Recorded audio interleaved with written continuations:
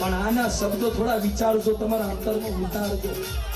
પોતાનો ધણી કે ને એટલા પગલા ભરવા, અને પોતાની પત્ની કે પત્ની એટલા પગલા ધણીને ભરવાના. જો કાર ચડ્યો હોય ને તો 5 ડગલા શેઠું જતું રહેવાનું, અને કાર મટી જાય ને પછી પાછું આવીને ઘરમાં બેહી કોઈ આડા પગલા ભરવા.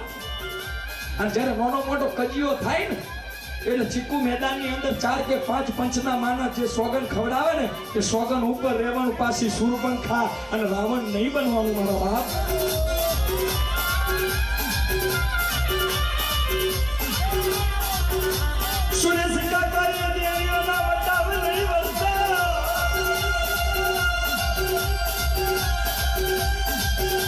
મારા શબ્દો છે ને તમને લાગશે બહુ જબરા, પણ મીઠા છે ભાઈ. હું કહું છું મીઠા એ આ વસ્તુ અત્યારે બન્યા છે. નાના મોટા કજિયા હું ના ઘરમાં થાય, પંચાઈને કગરી અને નાના મોટા દેવ ધર્મ ઉપર લઈને તમને હાથ મૂકીને સોગન ખવડા, પણ એ સોગનનો મલાજો રહેતો પછી જોડે જાવ મારી દીકરીઓ મરી જાઓ. ચાલ કારીગર ખુશી ગયો ભાઈ.